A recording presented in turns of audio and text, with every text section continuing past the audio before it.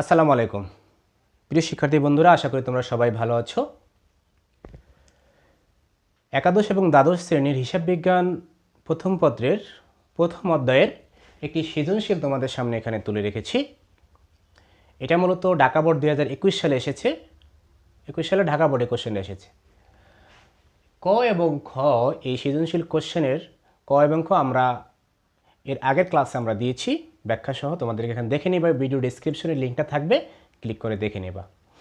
এবং মূলত এই সৃজনশীলটা করার আগে আমরা লেনদেন, ঘটনা, তারপরে তোমার ইকুয়েশনের যে প্রভাব, ডেবিট ক্রেডিট নির্ণয়ের যে মেথড, এগুলো সবগুলো আমরা আলোচনা করেছি এবং সবগুলো ক্লাস আমরা ভিডিও ডেসক্রিপশনে দিয়ে দেবো। তোমরা সেখান থেকে অবশ্যই দেখে নেবা। খুব সাবলীল ভাষায় কীভাবে এগুলো শিখতে হয়, ডেবিট ক্রেডিট নির্ণয় আমরা সেখানে আলোচনা করেছি, এগুলো দেখে নেবা। তো আমরা ক খ আগের ক্লাসে দিয়েছি, সেটা দেখে নেবা। এবং গ নম্বরটা আমরা সরাসরি এখানে আজকে করবো। গ নম্বর ক্লাসে এই 4টা তারিখের লেনদেনের বলছে টেবুলার ছকে হিসাব সমীকরণের প্রভাবটা দেখাও। তো হিসাব সমীকরণের প্রভাব দেখাইতে হলে তোমাদেরকে এরকম একটি ঘর করতে হবে। দেখো, হিসাব সমীকরণটা ছিল L+OE, মানে asset equal to liability plus owner security. দায় এবং মালিকানা সত্ত্ব দুইটার যোগফল হবে তোমার সম্পদ। তো প্রিয় শিক্ষার্থীরা, এখন তারিখের পরে সম্পদের একটা ঘর দিবা, এরপরে ইকুয়াল টু দায়, মানে এল, দায়, মালিকানা সত্ত্ব ওই। খেয়াল করো, আমি এখানে সম্পদ কিন্তু 4টা ঘর দিয়েছি। এখন আমি 4টা দিয়েছি, তুমি কয়টা দিবা? কিভাবে দিলাম 4টা? এখানে তো আরও বেশি হতে পারে সম্পদ, কমও হতে পারে। এই জন্য তোমরা আগে এই লেনদেনগুলো ভালো করে পড়বা, পরে রাফে লিখে রাখবা। আমরা শেষের পৃষ্ঠা রাফ করি পরীক্ষার কোশ্চেনে, এরকম লিখে রাখবা যে এখানে আসলে সম্পদ কয়টা। যেমন তোমরা দেখো, এখানে 1 তারিখ কি বলেছে, নগদে 50,000 টাকা, যন্ত্রপাতি 30,000 টাকা, ব্যাংক থেকে ঋণ নেওয়া হলো 20,000 টাকা। দেখো, এখানে এই নগদ একটা আমার সম্পদ, যন্ত্রপাতি একটা আমার সম্পদ, তাহলে এখানে সম্পদ পেলাম কয়টা? 2টা। বাকি লেনদেনগুলো এরকম করে পড়ার পরে দেখবে সেখানে প্রাপ্য হিসাব নামে একটা সম্পদ আছে, সাপ্লাইজ নামে একটা সম্পদ আছে। তার মানে এখানে 4টা সম্পদ আমি পেয়েছি। দেন তুমি 4টা ঘর করবা। যদি তুমি অঙ্ক পড়ে বুঝতে পারো এখানে 5টা সম্পদ, আরেকটা সম্পদ আছে, তাহলে 5টা ঘর হবে। যদি দেখো না 3টা আছে সম্পদ, 3টা ঘর হবে। ঠিক একইভাবে দায় কয়টা আছে, এখানে ব্যাংক ঋণ, যদি প্রাপ্য নোট থাকতো, প্রাপ্য বিল থাকতো, তখন আরও 2টা ঘর হয়ে যেত দায়ের। এই জন্য ঘরগুলো করার আগে তুমি মনোযোগ সহকারে পড়ে নিবা এখানে কয়টা দায় আছে, কয়টা সম্পদ আছে, ঠিক সে কটা কলাম করবা। আশা করি বিষয়টা বুঝতে পেরেছো। তো আমি পরে দেখেছি এখানে 4টা সম্পদ আছে, আমি 4টা ঘর করে এগুলোর নাম দিয়ে আবার আমি সরাসরি অঙ্ক শুরু করি। দেখো কি বলা আছে, জানুয়ারির 1 তারিখে নগদে নিলা তুমি 50,000 টাকা, যন্ত্রপাতি নিলা তুমি 30,000 টাকা, ব্যাংক থেকে ঋণ নিলা কত? 20,000 টাকা। এখন নগদ নামে একটা সম্পদ আছে, আমার নগদ নামে একটা সম্পদ আছে। 50,000 টাকা তোমার যে নগদে আছে, পাশাপাশি ব্যাংক থেকে যে 20,000 টাকা নিয়েছো সেটা তো তোমার নগদ হাতে এখন, তাই না? যেহেতু এই 20,000 টাকা তোমার নগদ আর সরাসরি নগদ নিয়েছো 50, টোটাল নগদের ঘরে আসবে তোমার 70,000 টাকা। এর আগে অবশ্যই তারিখটা এখানে দিয়ে নেবা, জানুয়ারির 1 তারিখে 70,000 টাকা তোমার নগদ আছে, যন্ত্রপাতি আছে 30,000 টাকার। আর যেহেতু ব্যাংক থেকে তুমি 20,000 টাকা নিয়েছো, এটা তোমার দায়। এটা কি দায়, তোমাকে দিতে হবে। এই যে ব্যাংক ঋণ, দায়ের ঘরে ব্যাংক ঋণ 20,000 টাকা। দেখো এখানে 70 আর 30 1 লাখ, আর এখানে আছে 20,000। বাকি থাকে কত তোমার? 80,000। 1 লাখ থেকে 80,000, 20,000 টাকা যখন দায় চলে যায়, বাকি থাকে তোমার 80,000 টাকা। এটা হবে ওনার সিকিউরিটি। এটা হবে কি ওনার সিকিউরিটি। এখানে মন্তব্য করে মূলধন বিনিয়োগ লিখে দিতে পারো, মূলধন বিনিয়োগ। ওকে, মন্তব্য করে লেখা ভালো। তো এই হলো আমাদের, দেখো এখানে ইকুয়াল মানে হচ্ছে এই পাশের ইকুয়াল এই পাশে হবে, অর্থাৎ 70 আর 30 80, 70 আর 30 1 লাখ, 80 আর 20 হচ্ছে 1 লাখ। আশা করি বিষয়টা বুঝতে পেরেছ। তো এখন আমরা এটাকে রেখা টেনে দিই, বা আমরা ব্যালেন্সও করতে পারি, চাইলে আমরা ব্যালেন্স করে লিখতে পারি। হ্যাঁ, যেমন এরপরে দেখো কি বলা আছে, জানুয়ারির 8 তারিখে। 8 তারিখে কি বলেছে? 8 তারিখে বলেছে একজন মক্কেলকে 25,000 টাকা সেবা প্রদান করে 15,000 টাকা নগদে পাওয়া গেল। তাহলে 15,000 টাকা তুমি নগদে পেয়েছো, তাহলে এই নগদের ঘরে হবে 15,000, আর 10,000 টাকা কী করবা তুমি? 10,000 টাকা অবশ্যই তার থেকে পাবা। তো 10,000 টাকা তুমি যদি তার থেকে পাও, সেটা হচ্ছে প্রাপ্য হিসাব। খেয়াল করো 15,000 টাকা তুমি নগদে পেলা, প্রাপ্য হিসাব কত 10,000 টাকা, মোট 25,000 টাকা তোমার সম্পদ। তাহলে মালিকানা কাকে বলে? মালিকানা হচ্ছে যে ওই সম্পদের উপর মালিকের একটা মালিকানা তৈরি হবে, সত্ত্ব তৈরি হবে, অধিকার তৈরি হবে। যেহেতু এখানে সম্পদ বেড়ে গেছে 25,000 টাকা, 15-10, ঠিক একই মালিকানা এখানে 25,000 টাকা তুমি এখানে দেখিয়ে দিবা। ঠিক আছে, এখন আমরা এটাকে ব্যালেন্স টানতে পারি এভাবে। দেখো 70 আর 15 কত, 80, 85,000 টাকা।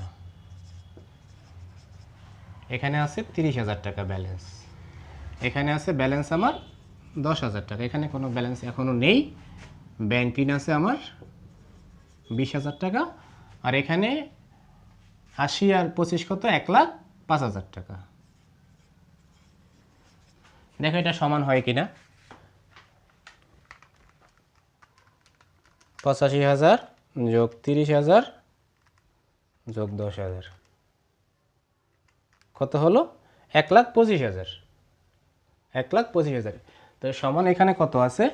1,05,000 আর 20,000, 1,25,000, মানে দুইটা সমান হতে হবে। ক্লিয়ার?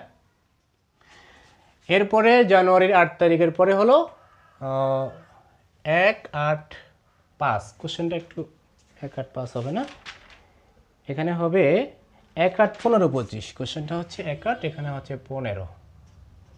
আচ্ছা, দেখি আমরা 15 তারিখে কী ঘটেছে। 15 তারিখে বলা হচ্ছে নগদে সাপ্লাইস ক্রয় করেছি আমি 5,000 টাকা। দেখো সাপ্লাইস কিন্তু আমার একটা সম্পদ, তাহলে সম্পদ মানে মজুদ সম্পদ আমার বেড়ে গেছে, আর নগদে আমি সাপ্লাইস আবার ক্রয় করেছি, নগদ টাকা চলে গেছে, তাহলে নগদ সম্পদ আমার কমে গেছে আর মজুদ সম্পদ আমার কি বেড়ে গেছে। কয় হাজার টাকার? 5,000 টাকার। তাহলে এখানে আমি 5,000 টাকা মাইনাস দেখাবো, 5,000 টাকা আমি মাইনাস দেখাবো, কারণ আমার নগদ টাকা চলে গেছে। সাপ্লাইস দামে যে আমার সম্পদের ঘর, এই সম্পদে আমার 5,000 টাকা আমার বেড়ে গেছে।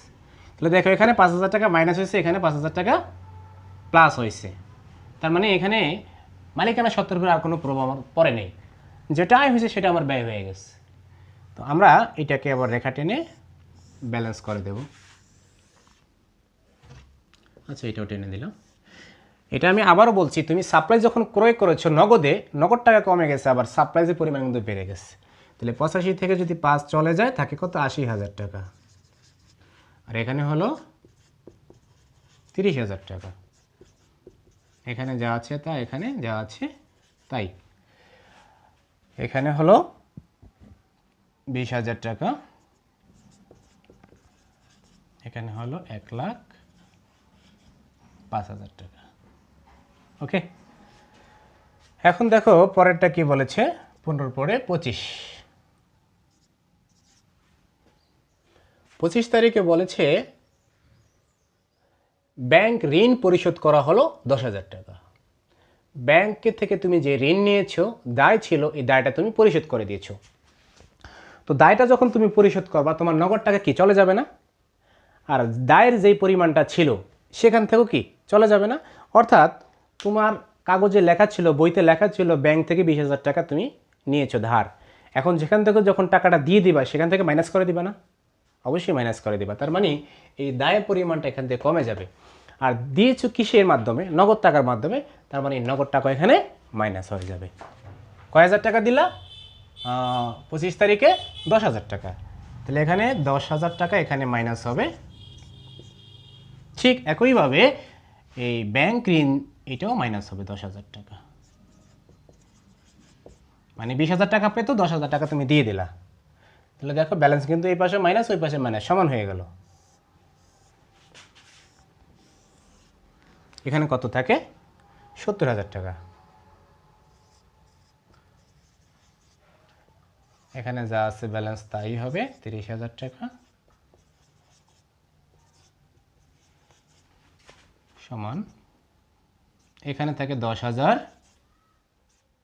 এখানে থাকে 1,05,000 টাকা। প্রিয় শিক্ষার্থীরা, এবার আমরা কি করব? যোগ করব।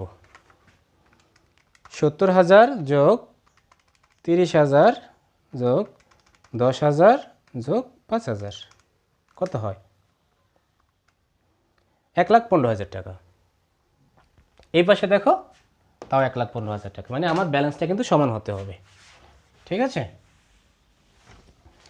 তার মানে হলো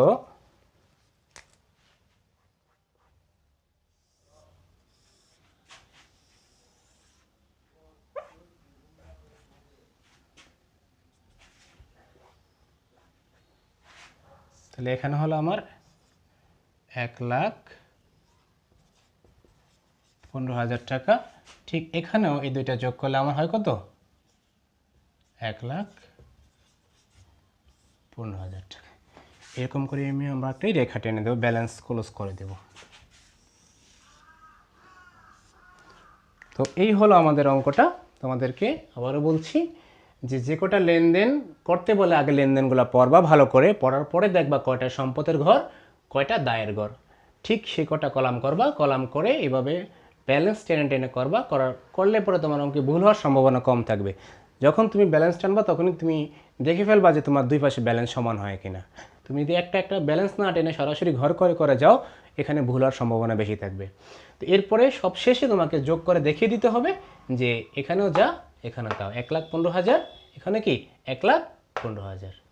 তো প্রিয় শিক্ষার্থীরা, আশা করি তোমরা অঙ্কটা খুব ভালোভাবে বুঝেছো। তোমরা অবশ্যই আমার ক্লাসটা ভালো লেগে থাকলে সাবস্ক্রাইব করবা, আর লাইক কমেন্ট করে তোমার মতামত জানাবা, তোমার বন্ধুদের মাঝে ছড়িয়ে দিবা। পরবর্তী ক্লাসগুলোতে আমরা এই হিসাব বিজ্ঞান দ্বিতীয় পত্রে নতুন করে টিউটোরিয়াল নিয়ে তোমাদের সামনে উপস্থিত হব। সে পর্যন্ত সবাই ভালো থেকো। আজকের জন্য এখানে বিদায় নিচ্ছি। আল্লাহ হাফেজ।